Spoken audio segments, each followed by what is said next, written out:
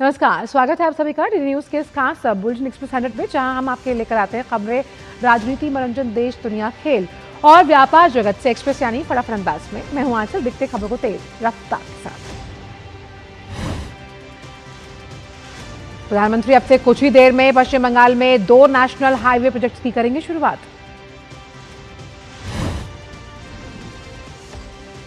प्रधानमंत्री नदिया जिले में राष्ट्रीय राजमार्ग 34 के बराजगुली कृष्णनगर खंड पर 66 किलोमीटर लंबे 4 लेन का करेंगे उद्घाटन। प्रधानमंत्री उत्तर 24 परगना जिले में राष्ट्रीय राजमार्ग 34 के बारासात बराजगुली खंड पर 17 किलोमीटर लंबे 4 लेन की रखेंगे आधारशिला।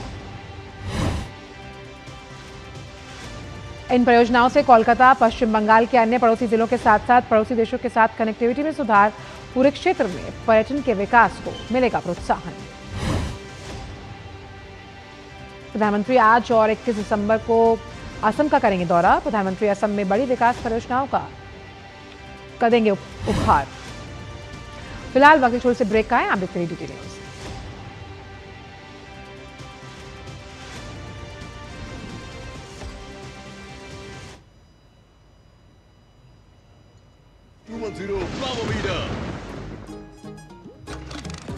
खरपतवार पे करो वाह, सुनहरी फसल होगी हर बार।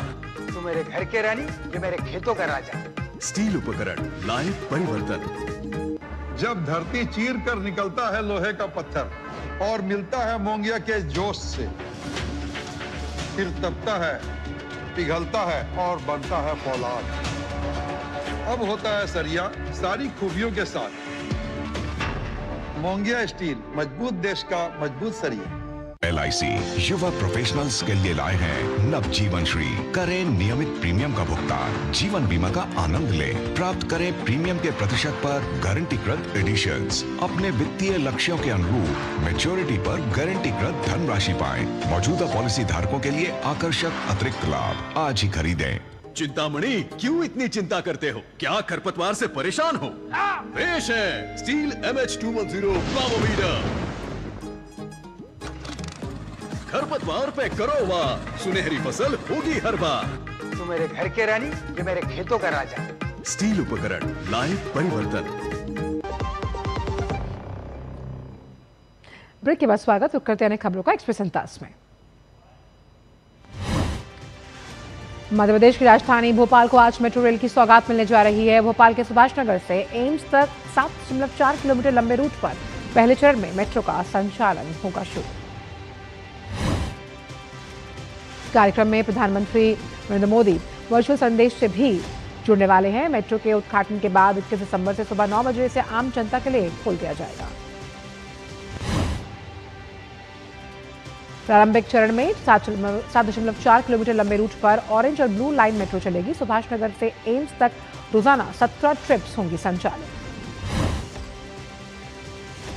शुरुआती दौर में सुबह 9 बजे शुरू होकर शाम 7 बजे तक ये सेवा रहेगी। प्रत्येक मेट्रो में 3 कोच होंगे जो एक बार में 200 से 250 यात्रियों को सुविधाजनक रूप से लेकर जाएंगे। पहले 2 स्टेशन के लिए 20 रुपए, 3 से 5 स्टेशन के लिए 30 रुपए, 6 से 8 स्टेशन के लिए 40 रुपए लगेंगे। अधिकतम किराया 70 रुपए रहेगा। ईडी ने दिल्ली हाईकोर्ट में याचिका दायर कर नेशनल हेराल्ड मामले में सोनिया गांधी, राहुल गांधी और अन्य के खिलाफ दायर आरोप पत्र पर संज्ञान लेने से इनकार करने वाली निचली अदालत के आदेश को चुनौती दी। उपराष्ट्रपति CP राधाकृष्णन आज हैदराबाद के रामोजी फिल्म सिटी में लोक सेवा आयोगों के अध्यक्षों के राष्ट्रीय सम्मेलन के समापन समारोह में मुख्य अतिथि के रूप में होंगे शामिल। उपराष्ट्रपति कल यानी 21 दिसंबर को कान्हा शांतिवनम स्थित हार्टफुलनेस वैश्विक मुख्यालय में विश्व ध्यान दिवस समारोह में मुख्य अतिथि के रूप में करेंगे शिरकत। देश के कई हिस्सों में घने कोहरे और कम विजिबिलिटी की वजह से फ्लाइट ऑपरेशन प्रभावित। इसके मद्देनजर उड्डयन मंत्रालय ने कुछ दिशा निर्देश जारी किए हैं। उड्डयन मंत्रालय ने देश के सभी एयरलाइंस को पैसेंजर सुविधा नियमों का सख्ती से पालन करने के निर्देश दिए। निर्देशों के तहत एयरलाइंस को यात्रियों को समय पर और सही फ्लाइट जानकारी उपलब्ध करवानी होगी। दिशा निर्देशों के अनुसार फ्लाइट कैंसिल होने पर यात्रियों को रीबुकिंग या रिफंड विकल्प देना होगा। समय पर चेक इन पूरा करने वाले यात्रियों को बोर्डिंग से मना नहीं किया जाएगा। प्रधानमंत्री ने एसएसपी के स्थापना दिवस पर जवानों और उनके परिवारों को बधाई दी। प्रधानमंत्री ने कहा, एसएसपी की अटूट प्रतिबद्धता सेवा की उच्चतम परंपराओं को दर्शाती है। राष्ट्र की सुरक्षा का एक मजबूत स्तंभ है एसएसपी। केंद्रीय गृह मंत्री अमित शाह ने सशस्त्र सीमा बल के स्थापना दिवस पर जवानों और उनके परिवारों को बधाई दी। उन्होंने सीमाओं की सुरक्षा और राष्ट्र सेवा में जवानों के योगदान की सराहना की। बांग्लादेश में हिंसा पर भाजपा नेता दिलीप घोष ने कहा कि बांग्लादेश में जो भी कुछ हो रहा है वो ठीक नहीं है। भारत का विरोध करके वहां राजनीति चमकाई जा रही है। सभी घटनाएं वहां चुनाव टालने के लिए की जा रही हैं।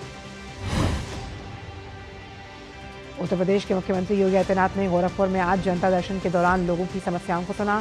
सीएम योगी ने लोगों की समस्याओं के समाधान के लिए संबंधित अधिकारियों को निर्देश भी दिए।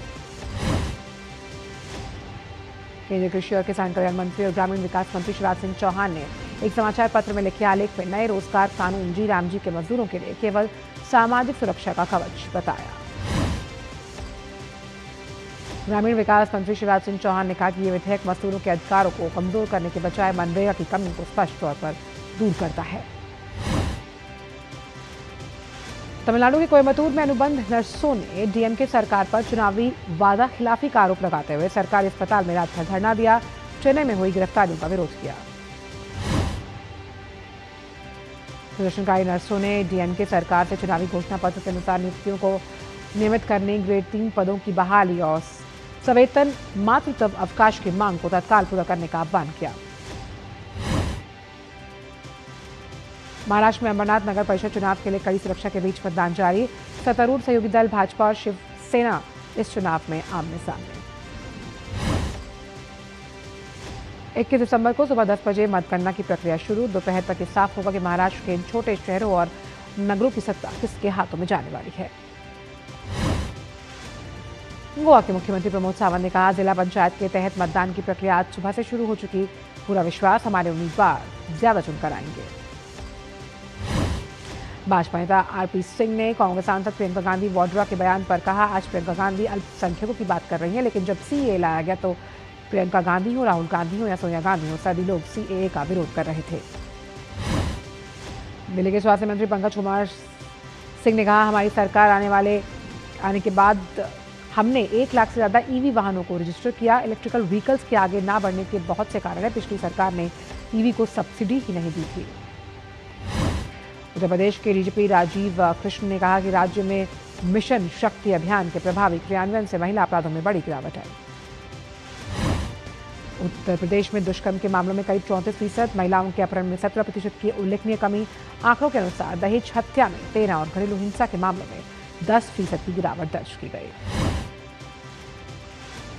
यूपी डीजीपी ने मिशन शक्ति केंद्रों को महिलाओं के लिए सिंगल पॉइंट ऑफ सपोर्ट और जमीनी पुलिसिंग का गेम चेंजर बताया। केंद्रों के माध्यम से महिलाओं को कानूनी सहायता के साथ मानसिक और सामाजिक सहयोग दिया। भाजपा नेता राम कदम ने शिवसेना यूबीटी प्रमुख उद्धव ठाकरे के बयान पर कहा, उद्धव ठाकरे को जैसे ही एकनाथ शिंदे की तस्वीर दिखती है तो उन्हें रातों को नींद नहीं आती। जिस प्रकार से आप आरोप लगा रहे हैं, इसे लेकर आपके पास पुख्ता सबूत हैं क्या? शहीद स्मारक पर विजय दिवस के मौके पर पुष्प चक्र अर्पण समारोह जारी है। पश्चिमी वायु कमान के air officer commanding in chief air marshal Jitendra Mishra इस कार्यक्रम में शामिल हुए। उत्तर प्रदेश सरकार ने मंत्री ओपी राजभर ने कोडीन आधारित कफ सिरप मामले पर कहा, समाजवादी पार्टी को लोग गुंडों की सरकार कहा करते थे। जितने भी माफिया थे उन्हें शरण देने वाली पार्टी थी सपा, उस काम में वो माहिर है। जेडीयू नेता राजीव रंजन ने कांग्रेस सांसद प्रियंका गांधी को लेकर संसदीय कार्य मंत्री किरेन रिजिजू के बयान पर कहा, कांग्रेस के कुछ फैसले अविवेकपूर्ण तरीके से होते रहे हैं। उत्तर भारत में लगातार बढ़ती ठंड के साथ राजधानी दिल्ली में सुबह सवेरे कोहरे की परत देखी गई। वहीं देश के कई अन्य राज्यों में भी आज सुबह घना कोहरा छाया रहा। मौसम विभाग ने हरियाणा, पश्चिमी उत्तर प्रदेश और बिहार में कल यानी 21 दिसंबर की सुबह तक घने कोहरे को लेकर अलर्ट जारी किया। कम विजिबिलिटी से यातायात प्रभावित हो सकता है। पश्चिमी विक्षोभ के सक्रिय होने से कल यानी 21 दिसंबर को जम्मू कश्मीर और लद्दाख के अलग अलग हिस्सों में भारी हिमपात होने की प्रबल संभावना। उत्तरी आंतरिक कर्नाटक में आज और कल भीषण शीतलहर की स्थिति, जबकि तेलंगाना और दक्षिण आंतरिक कर्नाटक में कुछ हिस्सों में आज भी कोल्ड वेव का अलर्ट। पंजाब में आज से 22 दिसंबर के बीच छिटपुट वर्षा होने का अनुमान। वहीं उत्तर पश्चिम भारत के राज्यों में अगले 2 दिनों तक न्यूनतम तापमान में बढ़ोतरी दर्ज की जाएगी। मन्नार की खाड़ी और कोमोरिन क्षेत्र में आज 55 किलोमीटर प्रति घंटे की रफ्तार से तेज हवाएं चलने की आशंका। मछुआरों को गहरे समुद्र में न जाने की सलाह दी गई है। मौसम विभाग के अनुसार आज से 7 दिनों तक महाराष्ट्र, मध्य और उत्तर पूर्वी भारत में न्यूनतम तापमान में कोई खास बदलाव नहीं। उत्तर प्रदेश में 24 और 25 दिसंबर को कुछ स्थानों पर आज सुबह के दौरान घने से बहुत घना कोहरा छाए रहने की संभावना है। तमिलनाडु में मतदाता सूची के विशेष गहन पुनरीक्षण यानी एसआईआर प्रक्रिया पूर्ण होने के बाद ड्राफ्ट मतदाता सूची प्रकाशित कर दी गई, जिसमें 6 करोड़ से ज्यादा मतदाताओं ने फॉर्म जमा किए हैं। निर्वाचन आयोग ने स्पष्ट किया कि जिन मतदाताओं के नाम गणना के दौरान शामिल नहीं हो पाए, 19 दिसंबर 2025 से 18 जनवरी 2026 तक दावे आपत्तियों की अवधि में अपना नाम जुड़वा सकते हैं।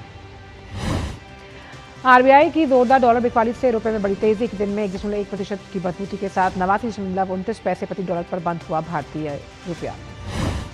डीलर्स ने कहा कि सप्ताह घरेलू मुद्रा में 6 महीने की सबसे बड़ी साप्ताहिक वृद्धि दर्ज की गई। आरबीआई ने डॉलर के मुकाबले एक तरफा गिरावट को रोकने के लिए हस्तक्षेप किया। भारत की डिजिटल अर्थव्यवस्था तेजी से आगे बढ़ रही है। एक नई रिपोर्ट के मुताबिक साल 2030 तक भारत की डिजिटल इकोनॉमी $1 ट्रिलियन के पार।